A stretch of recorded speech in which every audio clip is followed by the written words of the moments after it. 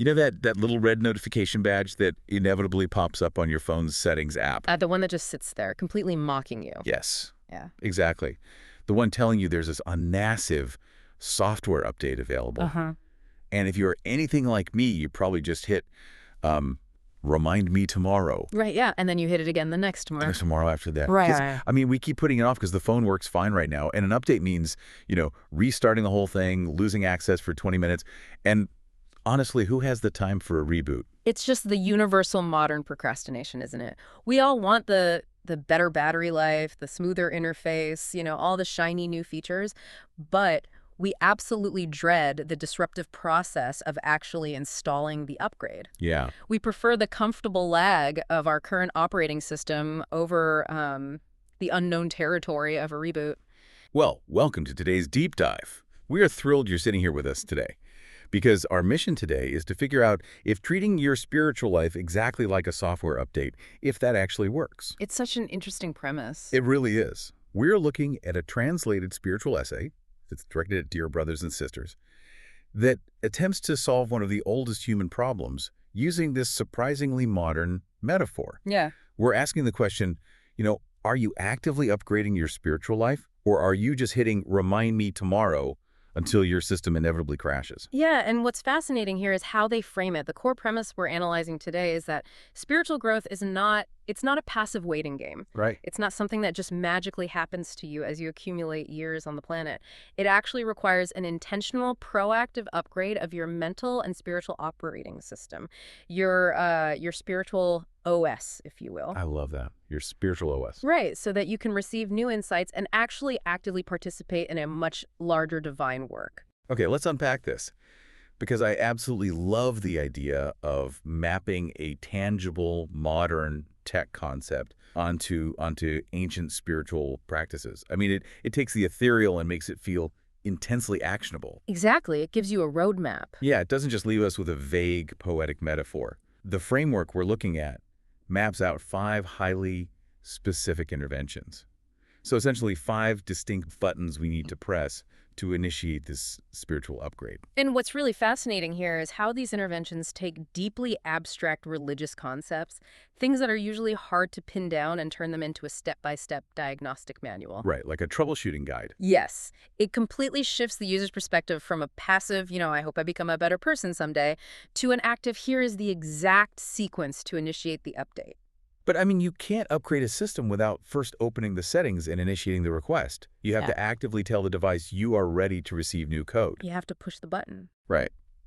And in this framework, that initiation starts with how we consume information, specifically how we read scriptures or sacred texts. The idea is that we are preparing our system through proactive inquiry. Yeah, and there is an explicit warning here against treating sacred texts as just like a collection of old, long stories. Like an ancient history book. Exactly, because if you approach them as an ancient history book, you're only going to extract historical data. You'll learn about ancient agriculture or genealogy, but your daily life won't change at all. Instead, the argument is that these texts must be viewed as highly personalized textbooks designed specifically for your individual growth. I have to admit, this is where I struggle. And I suspect a lot of people listening do too. Passively reading ancient scriptures often feels exactly like blindly scrolling through an Apple Terms of Service agreement. Oh, that's a great comparison. Just endless scrolling. Just skimming dense blocks of text, trying to get to the bottom so you can say, yep, read it, check the box, moving on. Yeah. But let me push back on this premise for a second. Go for it. Is it genuinely possible to extract highly personalized modern solutions for, say, a stressful quarterly review at work this week from texts that were written millennia ago by people who, rode camels and lived in agrarian societies? How does that actually work without just falling into heavy confirmation bias? That is the exact friction this first step addresses, and the solution provided in the text is a very specific cognitive shift.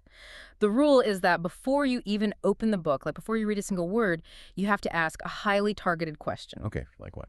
For example, how can this teaching be applied to my tasks this week? Oh, so you're basically loading the search bar before you even open the database. Precisely. You're setting the parameters. And if Yeah, we look at the psychology behind why this works, it comes down to cognitive priming and a mechanism in the brain called the reticular activating system. particular activating system. Right. Your brain is bombarded with millions of bits of information every single second.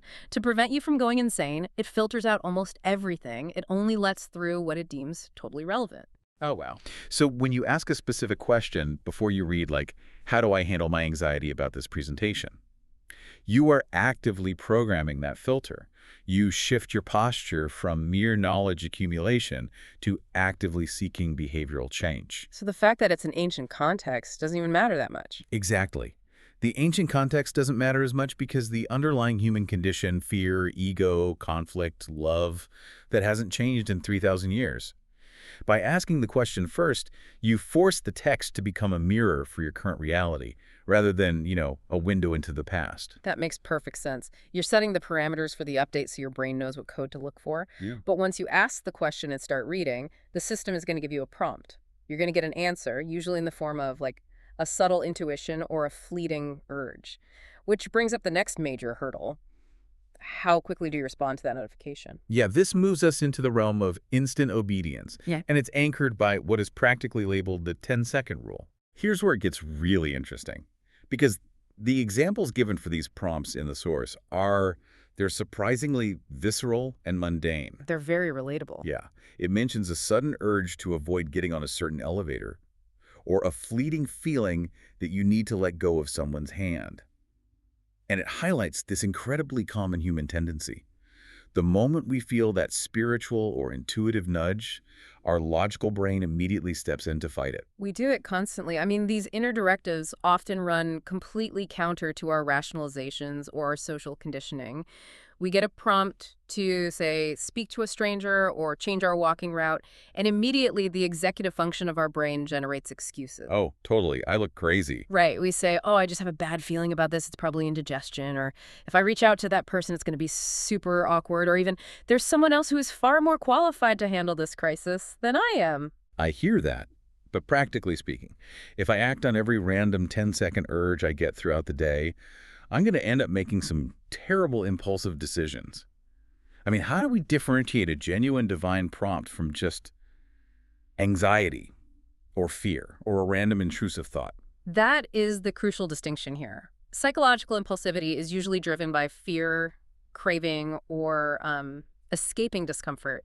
But the prompts described in this framework are almost always oriented toward protection or outward service. Oh, okay. So they aren't selfish. Exactly. And the psychology behind the 10-second rule is profoundly effective because it addresses the conflict between System 1 thinking, which is our fast, intuitive responses, and System 2 thinking, our slower, analytical processing. Right, the overthinking phase. Yes. By committing to act within 10 seconds, you intentionally bypass your own paralyzing overanalysis. You literally don't give the ego enough time to manufacture social friction or self-doubt. The challenge here is to test the premise that complete obedience brings miracles. But to see those miracles, you have to actually take the first step. You have to take the very first step before you have the chance to say, I'll do it later, and watch the prompt disappear entirely. It really is like an expiring pop-up notification on your screen. Yeah. You get this little flash that says, act now, and if you pause to read the fine print or worry about how it looks, the pop-up vanishes and the opportunity is completely gone. Exactly. But what's really striking about these specific system prompts is they aren't usually about internal debugging. They aren't telling you to sit alone in a dark room and meditate harder on your own flaws. They almost always direct us to network with others. They push us outward into the community. And that outward networking is the entire focus of the next phase of the upgrade. Yeah. Which is wonderfully dubbed the spirit of zucchini bread. I honestly smiled when I read that, zucchini bread. It is such a mundane, folksy, everyday item. We aren't talking about grand, sweeping gestures to end world hunger here. We're talking about baked goods. Just simple bread. Yeah, there's this anecdote shared where an individual felt a sudden 10-second prompting to take zucchini bread to someone. And that simple, almost silly act led to entirely unexpected, profound emotional results for the recipient. It perfectly illustrates the scale of this collaboration. And this ties into a specific daily practice you can try. It's simply asking the universe, or God, every single morning, who do you want me to help today? But let's dig into the mechanics of that. Because I understand how giving someone a baked good helps them, especially if they are having a terrible day and feel unseen. But how does baking that bread actually heal the person doing the baking? That's the real question. Right. How does an outward action fix an internal software glitch in my own operating system? Because frankly, when I feel broken or exhausted or anxious, my immediate instinct is to retreat. I want to hyper-focus on my own pain, isolate myself, and try to fix my own code in a vacuum. If we connect this to the bigger picture, we hit upon a profound psychological and spiritual paradox. The argument here is that spiritual healing and growth accelerate precisely when we shift our focus away from ourselves and towards serving others. Okay, how does that work neurologically? Well, from a neurological standpoint, when we are anxious or depressed, our brain's default mode network is highly active, and that traps us in cycles of rumination. Right, the endless loops. We just obsess over our own problems. So by asking, who needs my help today, and then actually acting on it, you literally force your brain to use different neural pathways. So you are mechanically breaking the loop of self-obsession. Exactly. Love and service are described in the text as the ultimate GPS.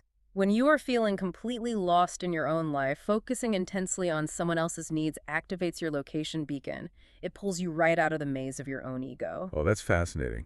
And this isn't about fulfilling assigned ministerial duties or like checking a box on a corporate volunteer list. It is the small, sincere, daily acts like delivering zucchini bread that refine and strengthen our own spirits. We are fundamentally healed by becoming the mechanism of healing for someone else. Love is the ultimate GPS to rescue us from the places where we are missing. That is a really beautiful way to frame it. But let's pause because we need to talk about the collateral damage of being human. Yeah. Sometimes a system upgrade isn't just a matter of baking bread or reading a text differently or being a little more intuitive.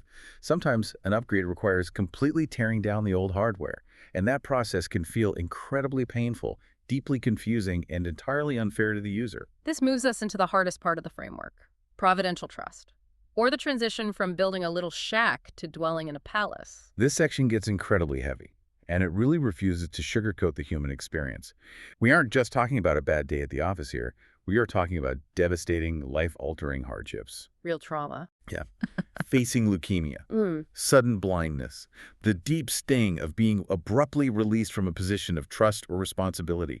We all face moments where the plans we've carefully coded for our lives just completely collapse. And in those moments, it doesn't feel like a spiritual upgrade. It feels like a total catastrophic system crash. It absolutely does. I mean, if someone tells me my leukemia is just God upgrading my OS, I'm going to throw my phone at them. It feels cruel. How do we sit with that emotional reality? It's a completely valid reaction, and honestly, the framework doesn't dismiss that pain. It asks for a radical shift in perspective precisely when that crash happens. Okay. The natural, almost unavoidable human reaction to intense suffering is to ask, why me? What did I do to deserve this? Yeah. But the challenge here is to move away from that unanswerable question entirely and instead ask, what is the reason? Or what am I supposed to learn from this exact experience? Which feels nearly impossible to do when you are in the middle of the wreckage.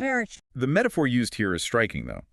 It suggests we spend our lives frantically trying to build a little shack by ourselves.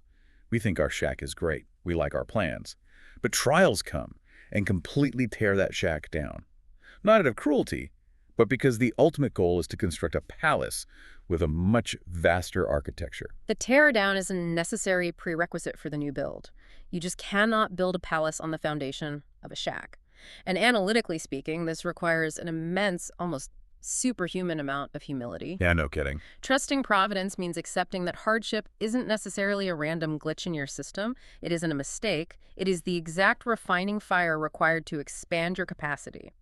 If you cling desperately to the shack, you'll spend your whole life mourning it and you'll never get the upgrade. Wow. But if you can cultivate a humble heart, you can develop a deep reliance on the idea that there is a broader design, allowing you to assign profound meaning to your pain rather than just, suffering pointlessly. You have to let the old hardware be cleared away to make room. Okay, so let's pull this out. Let's say you survived the teardown, the shack is gone, the foundation is poured, and the palace is built. How do you furnish it? Right, because an empty palace isn't much help. Exactly. A palace is completely useless if it's empty. You have to deliberately download the exact features and applications you need to actually live inside this new reality. Which brings us to the final intervention, searching the warehouse of God to initiate specific gift inquiries. So what does this all mean for us practically? One thing I found super refreshing here is the pivot away from the ethereal. Because when we think about asking for spiritual gifts, we usually default to massive, abstract concepts. We pray for earth-shattering faith, or the gift of miraculous healing, or world peace. Sure, the big-ticket items. But the argument here is that we should be actively seeking highly practical, everyday gifts. The specific example given is asking for the gift of organizing and managing. It bridges the gap between the divine and the mundane beautifully. The imagery used is of a vast, infinite warehouse filled with abundant gifts waiting to be claimed. But they aren't just going to be shipped to you randomly. You have to ask for them by name, identifying exactly what your system currently lacks. And there's a direct challenge to the listener in this. Identify your biggest current struggle today. What is the actual bottleneck in your daily life? Is it time management? Is it a lack of patience with your toddlers? Is it the inability to manage your personal finances without spiraling into anxiety? And the mechanics of this step are highly specific. You don't just throw up a vague request for help or peace. You pray for that specific practical gift by name, saying, please give me the gift of organization. Because peace is often just the byproduct of organization. That is so true. But the crucial insight here is how the download actually occurs. It doesn't happen instantly like magic. After you ask, you don't wake up the next morning suddenly alphabetizing your pantry. Instead, you will start receiving small ideas. So the 10-second rule comes right back into play. Exactly. The systems integrate beautifully. You ask for the gift of organization, and later that day, a tiny, fleeting idea pops into your head to clear off your desk right now. In that 10-second window. Right. That small idea is the mechanism of the gift. The gift is only fully developed if you actually follow those small ideas and put in the reps to practice. The warehouse provides the raw inspiration, but you have to compile it and build the neuroplasticity through your own physical actions. Grace meets habit building. It's a continuous active loop. You can't just press the download button and go back to sleep on the couch. Yeah. You have to participate in the installation process. And if we synthesize this entire sequence, we see a complete, holistic blueprint for letting divine power flow into daily life. First, you prepare your system by asking proactive questions of your ancient texts, priming your brain for answers. Second, you obey the prompts instantly, bypassing your own ego and logical friction within 10 seconds. Third, you love through outward, selfless service, using it as a GPS to break out of self-referential anxiety. Fourth, you trust the painful teardown process, allowing your shack of illusions to be rebuilt into a providential palace. And fifth, you actively seek highly practical, everyday gifts from the warehouse to furnish that new life, building habits out of small ideas. It is an incredible, actionable loop, and it's a loop that is entirely in your hands today. As you're listening right now, thinking about your own life, your own stresses, your own spiritual operating system, which of these interventions do you need to initiate first this week? Do you need to set your intentions before you read? Do you need to stop overthinking and just bake the zucchini bread for your neighbor? Do you need to swallow your pride and ask for the practical gift of patience? The upgrade is sitting there waiting, but you have to actively initiate it. And, the source material actually ends on a profoundly beautiful note that completely reframes this entire endeavor. It defines the spiritual life not as a solo test of endurance where you are just grinding away to be a slightly better person, but as a sacred collaboration. The goal of this collaboration is to elevate us from imperfect humans to perfected children of God, fulfilling a flawless divine plan. A sacred collaboration. It inherently takes two. You aren't coding the update yourself, you're just allowing it in. It does. And it leaves us with a fascinating, lingering philosophical question to consider. We've talked this whole time about upgrading our spiritual OS as if the goal is to make our individual devices run flawlessly on their own. We want the bigger battery life, so we don't need to plug in as often. Right. True independent. But if this is truly a collaboration, what if the ultimate goal of the upgrade isn't standalone perfection at all? What if, through the reading, the serving, and even the painful teardowns, we are simply realizing that our system was always designed to be a terminal connected to a divine mainframe? What if true perfection isn't running flawlessly on your own battery, but simply staying perfectly, inextricably connected to the ultimate source? That completely changes how you look at the update notification, doesn't it? It's not just an annoying chore or a reminder of how out of date you are. It's an open invitation to reconnect to the mainframe. We'll leave you with that thought to mull over today as you look at your own screens and your own lives. Stop hitting Remind Me Tomorrow. It's time to run the update. Thanks for joining us for this deep dive. We'll catch you next time.